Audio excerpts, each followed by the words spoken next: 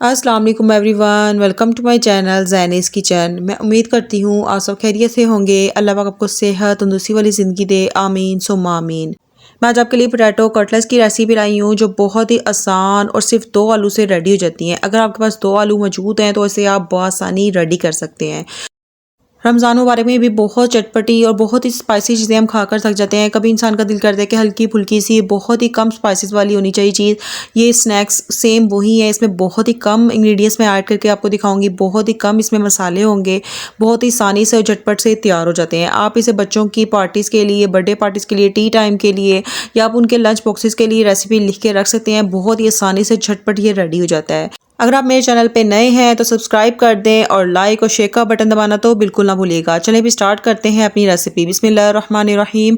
मैंने 2 अदद आलू लिए हैं। अगर आपके छोटे साइज़ में आलू है ना तो आप 4 से 5 भी ले सकते हैं। मैंने इनको अच्छी तरह से बॉईल कर लिया है। इनको ना आपने 100% अच्छे से कुक कर लेना है। इसके बाद आपने किसी भी मैशर की मदद से या फोक की मदद से ना इसको अच्छी तरह से इसका पेस्ट बना लेना है। कोई भी आलू का ना बड़ा पीस नहीं होना चाहिए, आपने बिल्कुल अच्छे से मैश कर लेना है।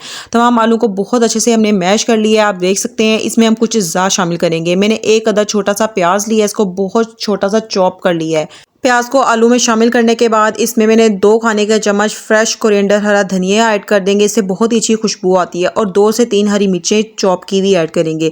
अगर आप छोटे बच्चों के लिए बना रहे हैं ना तो हरी मिर्चों को आप स्किप भी कर सकते हैं। इसके बाद इसमें मैं होममेड ब्रेड क्रम्स ऐड कर दूंगी। इससे बहुत ही अच्छी बाइंडिंग आएगी। ब्रेड क्रम्स का लिंक मैं डिस्क्रिप्शन में ऐड कर दूंगी। अब इसमें स्पाइसेस ऐड करेंगे। स्पाइसेस में मैंने लिया है salt 1 teaspoon, black pepper powder 1 teaspoon और इसमें कोरिएंडर पाउडर 1 टीस्पून ऐड करेंगे। स्पाइसेस को ऐड करने के बाद आपने ना इन तमाम चीज़ों को बहुत अच्छे तरीके से मिक्स कर लेना। आप चाहें तो हाथों की मदद से भी इसे मिक्स कर सकते हैं।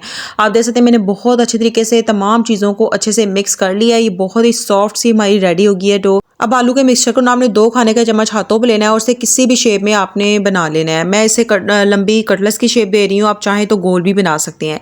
इसी तरह से मैं तमाम कटलेट्स रेडी कर लूँगी। आप देख सकते हैं बहुत झटपट और आसानी से ये रेडी हो रहे हैं। आप इस रेसिपी को ज़रूर ट्राई कीजिएगा। बच्चों को तो ये बहुत ज़्यादा पसंद होते हैं। आप चाहें तो इसमें चिकन भी ऐड कर सकते हैं। अब एक अदद अंडा लेंगे, उसमें 1 टीस्पून सॉल्ट और 1 टीस्पून रेड चिली पाउडर का ऐड करेंगे। आप चाहें तो क्रश्ड रेड चिली भी ऐड कर सकते हैं। इन दोनों चीज़ों को बहुत अच्छे तरीके से मिक्स कर लेंगे।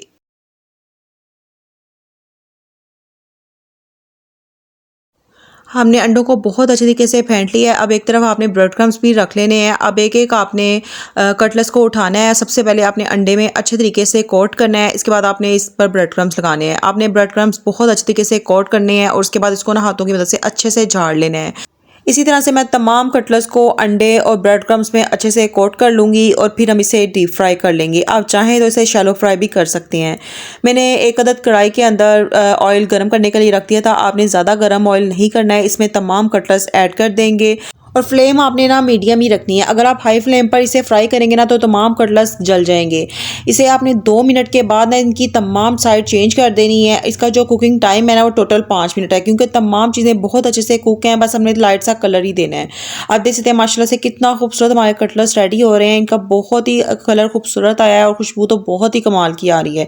इसी तरह से मैं तमाम कटलेट्स को फ्राई करके निकाल लूँगी। आप इस रेसिपी को ज़रूर ट्राई कीजिएगा। बहुत ही झटपट और आसानी से ये रेडी हो जाती है और बच्चों की तो ये मोस्ट फेवरेट स्नैक्स हैं।